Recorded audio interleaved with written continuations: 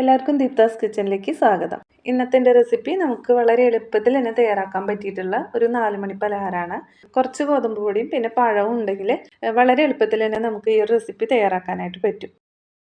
ഇതിന് വേണ്ടിയിട്ട് ഞാനൊരു നേന്ത്രപ്പഴം എടുത്തിട്ടുണ്ട്. അത്യാവശ്യം നന്നായിട്ട് പഴുത്തിട്ടുള്ള പഴമാണ്.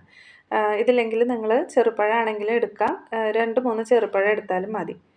ഇനി ഇത് ചെറിയ കഷ്ണങ്ങളാക്കിയിട്ട് മിക്സിയുടെ ജാറിലൊന്ന് ഇട്ട് കൊടുക്കാം. എന്നിട്ട് വെള്ളമൊന്നും ചേർക്കാതെ നന്നായിട്ട് നല്ല പേസ്റ്റ് പോലെ ഒന്ന് അരച്ചെടുത്തിട്ട് വരാം. പഴം ഞാനിവിടെ നന്നായിട്ട് അരച്ചെടുത്തിട്ടുണ്ട്. കണ്ടോ, നല്ല പേസ്റ്റ് പോലെ തന്നെ അരച്ചെടുത്തിട്ടുണ്ട്. ഇനി ഇതൊരു ബൗളിലേക്ക് മാറ്റാം. ഇനി ഇതിലേക്കൊരു 1/4 ടീസ്പൂൺ ഉപ്പ് ചേർത്ത് കൊടുക്കാം. ഇനി ഇതിലേക്ക് 4-5 ഏലക്കായ പൊടിച്ചതും കൂടി ചേർക്കാം. ഞാനത് കുറച്ച് പഞ്ചസാരയും കൂടി ചേർത്തിട്ട് പൊടിച്ചതാണ്. ഇനി ഇതിലേക്ക് മധുരത്തിന് ആവശ്യമായിട്ടുള്ള ശർക്കര ഉരുക്കിയത് ചേർത്ത് കൊടുക്കാം. ഞാൻ 2 അച്ച് ശർക്കര ഉരുക്കിയതാണ് ചേർത്ത് കൊടുക്കുന്നത്. ഇനി ശർക്കര ഇല്ലെങ്കിൽ അതിന് പകരമായിട്ട് പഞ്ചസാര ചേർത്ത് കൊടുത്താലും മതി.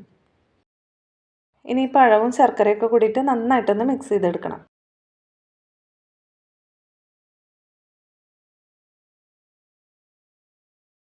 ഇനി ഇതിലേക്ക് ഞാൻ 1 കപ്പ് ഗോതമ്പ് പൊടിയാണ് എടുത്തിട്ടുള്ളത്. ഇതിലേക്ക് ചേർക്കാം.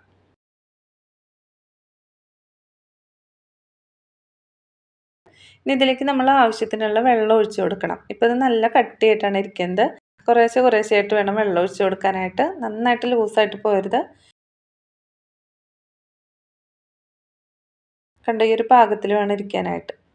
ഏകദേശം ഒരു 1/4 കപ്പോളം വെള്ളം ചേർത്ത് കൊടുത്തിട്ടുണ്ട്. ഇനി ഇതിലേക്ക് ഒരു നുള്ള് ബേക്കിംഗ് സോഡ ചേർത്ത് കൊടുക്കാം. ബേക്കിംഗ് സോഡ ചേർത്ത് കൊടുക്കുകയാണെങ്കിൽ ഇത് നല്ല പെർഫെക്റ്റ് ആയിട്ട് തന്നെ കിട്ടും. 1 ടേബിൾ സ്പൂൺ വെളുത്ത എള്ള് ഇതിലേക്ക് ചേർത്ത് കൊടുക്കുന്നുണ്ട്.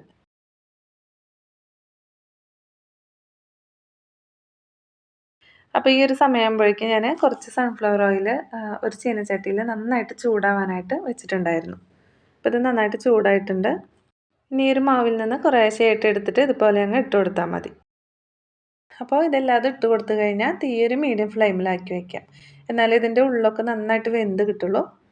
അപ്പോൾ നമ്മളിത് കൈ കൊണ്ട് തന്നെ ഇട്ട് കൊടുക്കുന്നതുകൊണ്ട് കറക്റ്റ് ഷേപ്പൊന്നും ഉണ്ടാവില്ല. പക്ഷെ കഴിക്കാനായിട്ട് നല്ല ടേസ്റ്റിയാണ്. അപ്പോൾ ഇതെല്ലാം ഞാനിവിടെ വറുത്ത് കോരി എടുത്തിട്ടുണ്ട്. വളരെ കുറച്ച് ഇൻഗ്രീഡിയൻസ് ഉണ്ട്. എളുപ്പത്തിൽ തയ്യാറാക്കാൻ പറ്റിയിട്ടുള്ള ഒരു റെസിപ്പിയാണ്. തീർച്ചയായിട്ടും നിങ്ങളിതൊന്ന് ട്രൈ ചെയ്ത് നോക്കണം. വീഡിയോ ഇഷ്ടപ്പെടുകയാണെങ്കിൽ ലൈക്ക് ചെയ്യാനും സബ്സ്ക്രൈബ് ചെയ്യാനും നിങ്ങളുടെ അഭിപ്രായങ്ങളൊക്കെ കമൻറ്റിലൂടെ അറിയിക്കാനും മറക്കരുത്. വീണ്ടും അടുത്തൊരു വീഡിയോ ആയിട്ട് കാണാം. താങ്ക്